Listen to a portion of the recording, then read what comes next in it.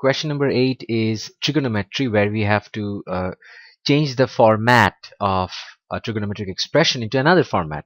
And the idea is this: when we have a sine theta plus b cos theta, a is the coefficient of sine theta, b is the coefficient of cos theta, and we have to express it in the format of, usually they use the letter r, here they use the letter p. So suppose you have to express in r cos theta plus alpha. So you're converting this entire expression into, it's the same expression but you're just converting it. In that case, r would be r square equals to a square plus b square. So this is how you find the value of r.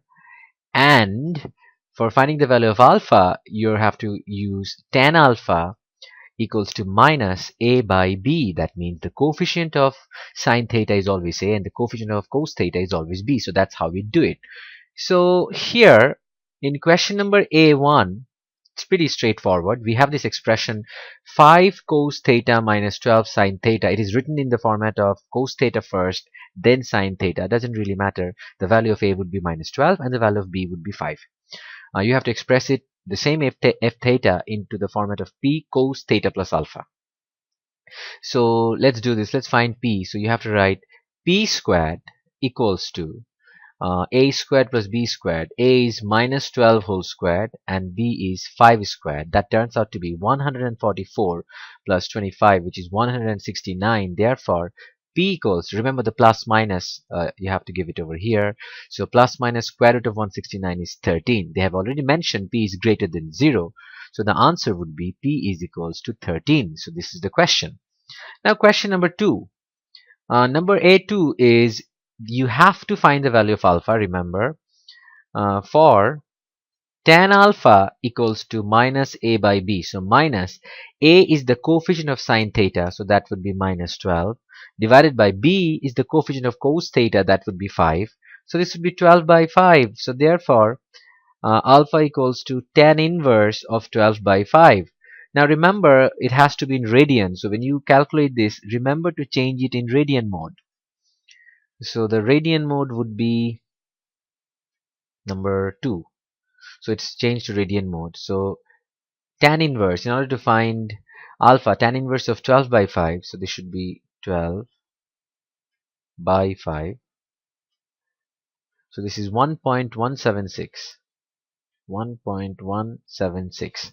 It has to be in 3 significant figure. So alpha should be 1.18. That's it. Question number B is solving trigonometric equation. Remember, in order to solve a trigonometric equation, these are the steps. Step 1, you have to find out the quadrants. Step 2, you have to find the basic angle. Step 3, you have to find the angle.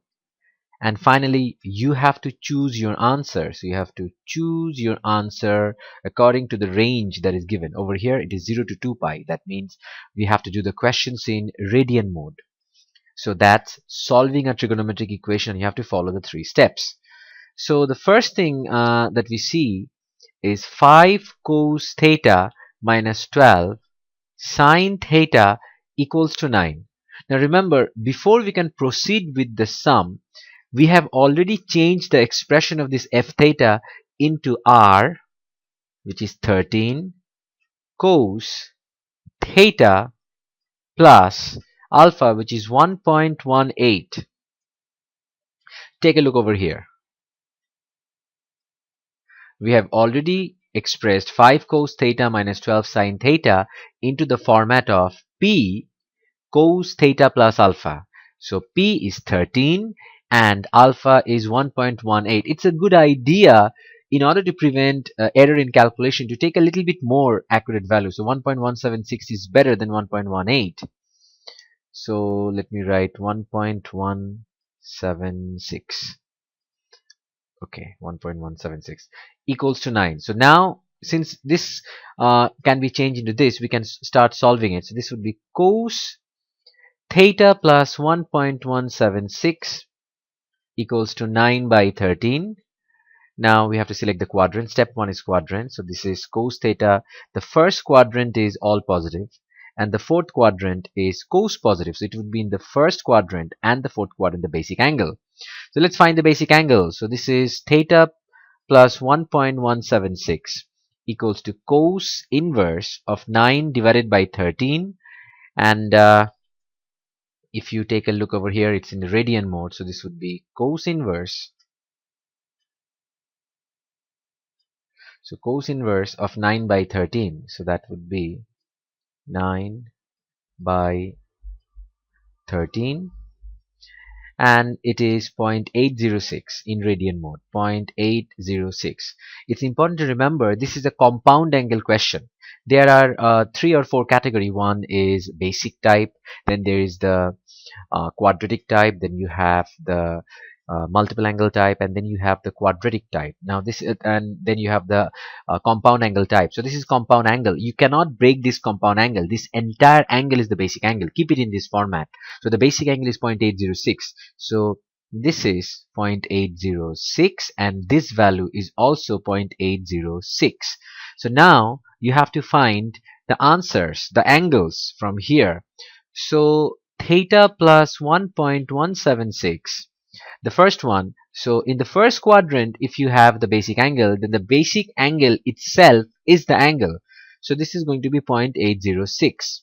And now this is the fourth quadrant. So it all the over here. This is the angle we're looking for. So the compound angle is theta plus 1.176 equals to, this is going to be 360, meaning 2 pi. Remember, radian mode, 360 means 2 pi minus 0.806. So this is going to be, if you calculate 2 pi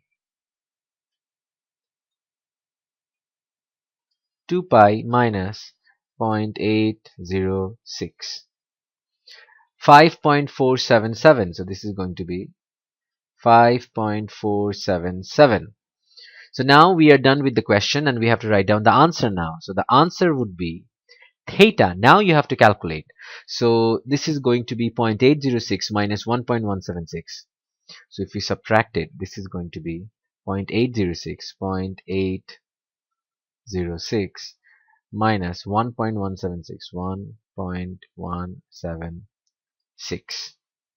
This is going to be minus 0.37. This would be minus 0.37. Remember, it's in two significant figure, so this is minus 0.37. The next one is 5.477. So this one is 5.477 minus, if you send this to the other side, you'll find theta, 1.176. This is 1.176. So 1.176, this is going to be 4.301. So it would be 4.30.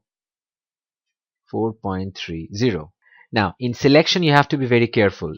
The range over here is from 0 to 2 pi. So you might think, since 4.30, so this is the only answer, we can ignore minus 0.37. You have to be very careful. You cannot ignore minus 0.37 because minus 0.37 is here. It's negative. It's from the reverse direction. So if you come from this direction, from 0 in the clockwise direction, this would be minus 0.37. But the value of the angle is 0.37.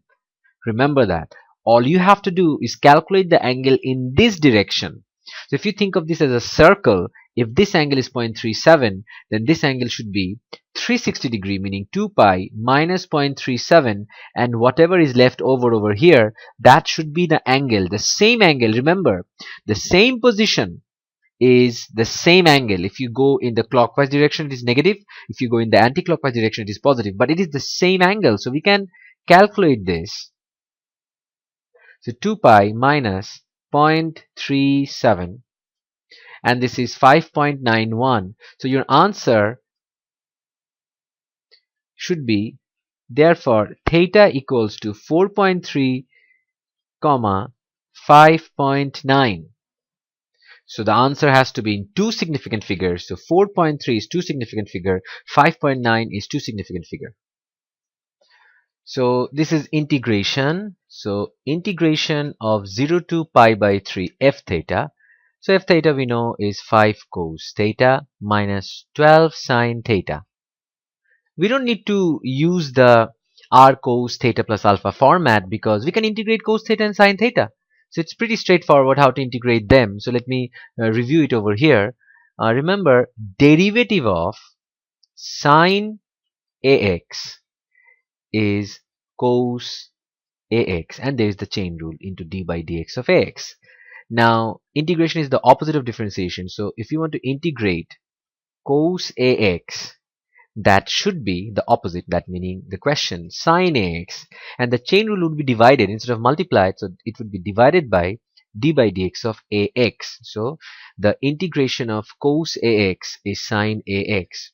Similarly, d by dx of cos ax is minus sin ax. It's minus sin theta. The angle is the same. D by dx of the angle ax. So if you want to integrate sin ax dx, it is going to be minus the question minus cos ax, and the chain rule is going to be divided because it's just the opposite.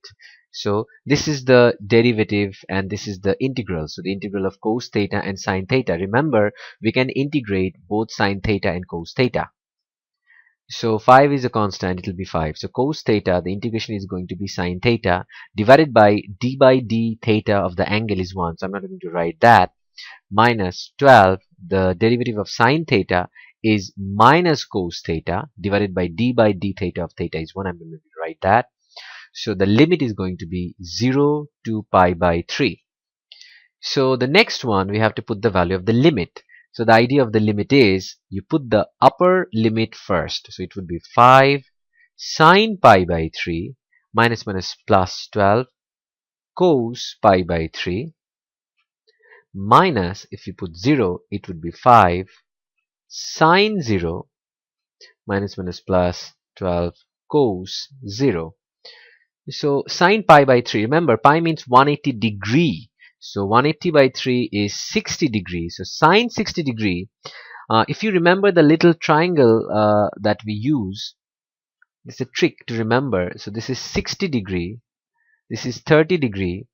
So this is a square root of 3, this is 1, and this is 2. So if you want to think about the values, you can just use this triangle. So sin 60 degrees, sin 60 degrees opposite by hypotenuse, it would be root 3 by 2. Root 3 by 2 plus 12. Cos 60 degrees adjacent by hypotenuse, it would be 1 by 2 minus sin 0 is 0, so it would be 0, so minus 0 if you open the bracket. Cos 0 is 1, if you open the bracket, this is minus 12 into 1. So we can calculate this is 5 by 2 square root of 3 plus 6, 12 by 2 is 6, minus 12. So this is 5 by 2 square root of 3 minus 6. The format has to be c, which is minus 6, plus d, which is 5 by 2 square root of 3.